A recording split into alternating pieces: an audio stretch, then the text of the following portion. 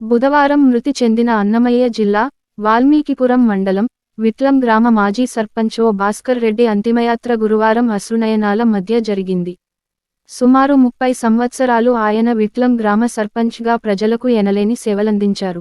ఆయన భౌతిక కాయానికి నివాళులర్పించడానికి ఎమ్మెల్యే చింతల రామచంద్రారెడ్డి, టీడీపీ జాతీయ ప్రధాన కార్యదర్శి నల్లారి కిషోర్ కుమార్ రెడ్డితో పాటు రాజకీయ రహితంగా అనేకమంది ప్రముఖులు హాజరయ్యారు. వారి కుటుంబ సభ్యులను పరామర్శించి ధైర్యం చెప్పారు. గురువారం కుటుంబ సభ్యులు, సన్నిహితులు, శ్రేయోభిలాషుల మధ్య అంతిమయాత్ర ముగిసింది. అంతిమయాత్రలో మార్క్ఫెడ్ మాజీ chairman Nallari Thimmareddy, Pileru MP P Satish Kumar Reddy, Rajampet MP Venkata Mithun Reddy తరపున ఆయన పి.ఆర్.ఓ. ఉదయకుమార్, మాజీ ముఖ్యమంత్రి నల్లారి కిరణ్ కుమార్ రెడ్డి వ్యక్తిగత సహాయకులు కృష్ణప్ప, కుమారులు ఓ శ్రీధర్ రెడ్డి, ఓ మహేశ్వర్ రెడ్డి, కోడళ్లు అహల్యారెడ్డి, ఇందు రెడ్డి, కూతురు రేగంటి రేఖా రాణి, అల్లుడు స్వరాజ్ కుమార్ రెడ్డి తదితరులు పాల్గొన్నారు.